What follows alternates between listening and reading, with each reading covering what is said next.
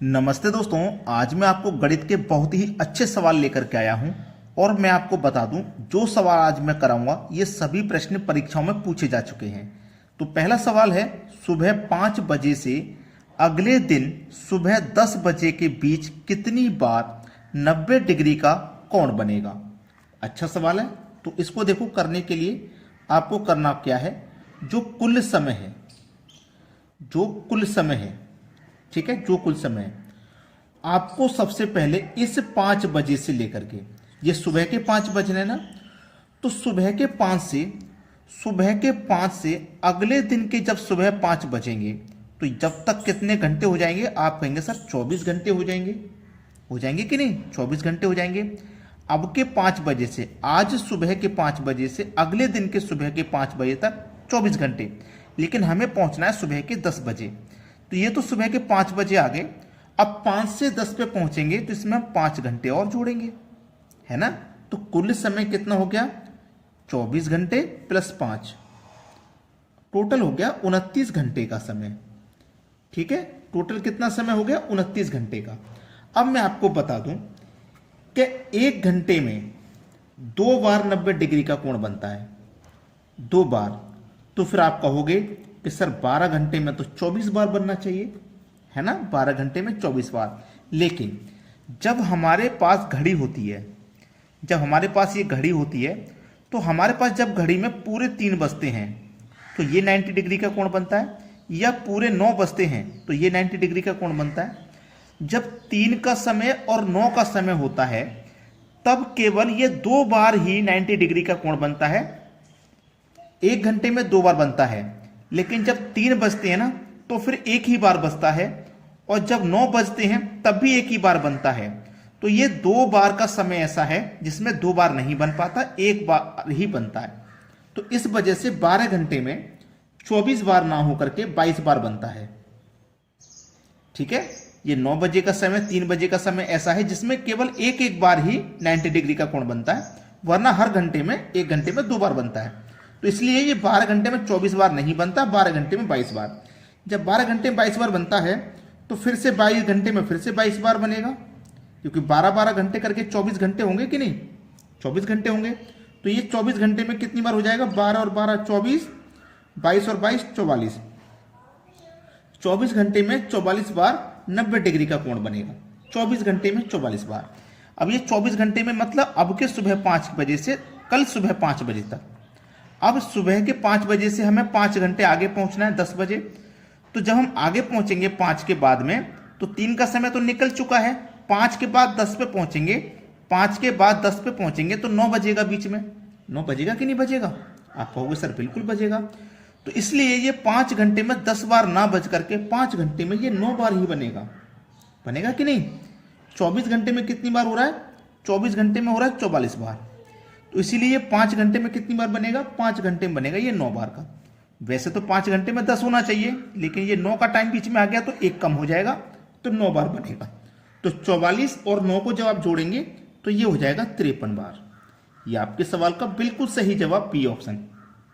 देखिए, आप ना इसको डायरेक्ट भी कर सकते थे, जैसे कि 29 घंटे हो गए। अब ये 29 घंटे है ना, तो इसमें आप ये चेक कर लीजिए कि कितनी बार 9 बज रहा है और कितनी बार 3 बज रहा है। ठीक है, ये चेक कर लीजिए। जब इसको हम चेक करेंगे तो 29 का 2 गुना कर दो 58। भाई देखो, 1 घंटे में 2 बार बज रहा है, तो 29 का 2 गुना हमने कर दिया तो 58 हो गया। अब इसमें से जो समय निकल के आ रहा है ना 9 बजे का, देखो हम यहां से स्टार्ट करते हैं ऐसे। ये सुबह के 5 है ना, तो यहां से सुबह के 5 बजे स्टार्ट करते हैं हम। तो सुबह का 9 बजेगा, फिर दोपहर का 3, ठीक है, सुबह का 9, दोपहर का 3, फिर रात का 9, फिर सुबह का 3, फिर सुबह का 9। तो 1 2 3 4 5, ये 5 ऐसा समय है जो इसमें से हमें माइनस करना पड़ेगा। 5, 58 में से 5 माइनस कर दो तो 53। अब आपको जो अच्छा लगे ना तरीका, उससे कर सकते हैं। देखिएगा, ये समय ऐसा है जिसमें 1 बार ही बजेगा, 90 डिग्री का कोण केवल 1 बार ही बनेगा, लेकिन हमने काउंट 2 बार कर लिया है। भाई 29 दूनी 58 हो गया, 2 बार काउंट कर लिया, तो एक बार ही हमको माइनस करना है। टोटल 5 बार एक्स्ट्रा हो रहा है, 5 हमने माइनस कर दिया तो 53। ये आपके सवाल का हुआ सही जवाब। इस क्वेश्चन में थोड़ा सा हमने समय ज़्यादा लिया है आपको समझाने के लिए, लेकिन यकीन मानिए अगर ये बेसिक आपका क्लियर नहीं है तो आगे फिर घड़ी के सवालों को कर नहीं पाओगे। इसीलिए मैं बारीकी से समझा रहा हूँ। आज आपने सीख लिया तो जिंदगी भर के लिए सीख लिया। अब देखते हैं अगला सवाल। अगला सवाल है, निम्नलिखित पासा के दो अलग अलग चित्रों से संख्या का पता लगाएं जो 5 के विपरीत है। दो पासे हैं तो दोनों ही पासों में आपको कॉमन संख्या देखनी है। सबसे पहले तो देखो यहां भी दो, यहां भी दो, तो ये 2 के समान हो गया, ये 2 पासे में कॉमन हो गया। यहां भी 3 और यहां भी 3, ये भी कॉमन हो गया। अब बचा 5 और 6, तो इसका मतलब 5 तो 6 के विपरीत होगा, 5 के विपरीत 6 होगा और 6 के विपरीत 5 होगा। 5 के विपरीत तो 5 के विपरीत हो जाएगा 6। ये आपके सवाल का है सही जवाब। जब आपको पता होता है ना सारी बातें तो फिर सवाल करने में ज़्यादा वक्त नहीं लगता है आपको। सभी बच्चों से कह रहा हूँ वीडियो को लाइक करके जाना। अभी आगे और भी क्वेश्चन है, पूरा देख के जाइए वीडियो। अब देखते हैं अगला सवाल। अगला सवाल है, 2 सवाल हैं, एक सवाल ये रहा, एक ये रहा। तो सबसे पहले मैं आपको ये सवाल सिखाऊंगा। तो ऐसा सवाल आ जाए जिसमें प्लस करना है। ये सवाल आपने फ्रैक्शन का बहुत बार देखा होगा, सिंप्लीफिकेशन का सवाल है, ठीक है। तो देखिए आपको करना क्या है, प्लस है ना बीच में, तो इन संख्याओं को प्लस कर लो। 3 और 7 को जोड़ा आपने, 10 आ गया, ठीक है, 10 आ गया, 10 आ गया ना। अब आपको करना क्या है, ये जो बटे वाली संख्या है, ये 4 और ये 5 है ना, तो क्या करना है, 4 और 5 दोनों को जोड़ के ऊपर लिख दो, 9 हो गया, और दोनों का मल्टीप्लाई करके नीचे लिख दो। सवाल खत्म हो गया भाई। क्या बताया मैंने, इन बाहर वाली संख्याओं को जोड़ के लिख दो, जो नीचे वाली संख्या है एक बार इनको जोड़ के ऊपर लिख दो और मल्टीप्लाई करके नीचे लिख दो। अब बिल्कुल ऐसा ही सवाल है जिसका आंसर आप मुझे कमेंट में फेंक के मारोगे धड़ाम से देना। इतना तेज मारना इसका आंसर कमेंट में कि कमेंट बॉक्स हिल जाए। सभी बच्चे कमेंट में इस प्रश्न का जवाब देंगे। अब देखते हैं अगला सवाल। अगला प्रश्न है, किसी वस्तु को 20% हानि के बदले 15% लाभ पर बेचने से 70 रुपए अधिक मिलते हैं, तो उस वस्तु का क्रय मूल्य क्या होगा। देखो, एक जगह हानि एक जगह लाभ, ये अपेक्षा वाला भी सवाल होता है। जैसे 20% हानि की अपेक्षा 15% लाभ पे बेचे, तो इस सवाल को आप कभी भी आपको एग्जाम में देखने को मिले जो रुपए है ना उसको लिख लीजिए। एक जगह हानि एक जगह लाभ, दोनों को जोड़ के नीचे लिख देना और 100 से गुना कर देना, सवाल खत्म हो जाएगा।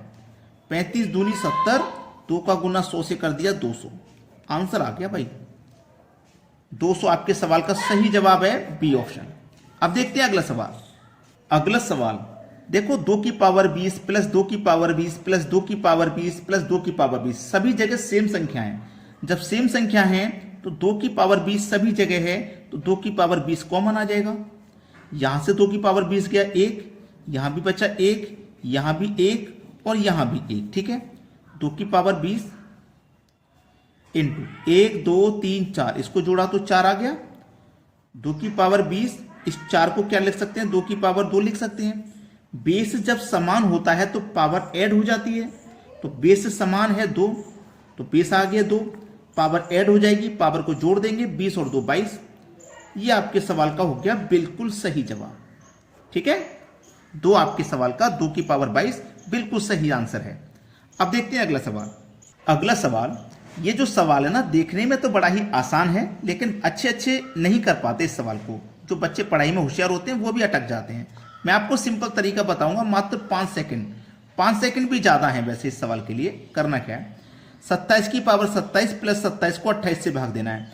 अब देखो ये संख्या 28 से कितना कम है, आप कहोगे सर 1 कम है, 1 कम है ना, तो -1। अब -1 की पावर ऑड है तो -1 ही रहेगा, है ना। 28 से ये संख्या कितनी कम है, आप कहोगे सर 1 कम है, तो मैंने 1 कम लिख दिया। -1 और -1 मिलकर के कितना हो जाएगा भैया, ये हो जाएगा -2। अब माइनस में तो आंसर आता नहीं है, तो 28 में से इस 2 को माइनस कर दो, सही जवाब आपको मिल गया 26, जो कि डी ऑप्शन है। बताइए कितनी कैलकुलेशन करनी पड़ी, 5 सेकंड में करोगे या पहले ही कर दोगे। सभी बच्चों से कहूंगा कि वीडियो को लाइक करके जाना और उन बच्चों में जरूर शेयर कर देना जो ग्रुप डी एग्जाम की तैयारी कर रहे हैं। और कमेंट बॉक्स खाली है, उसको भर दीजिए कमेंट कर करके, कमेंट बॉक्स को कमेंट कर करके भर दीजिए। ठीक है दोस्तों, धन्यवाद।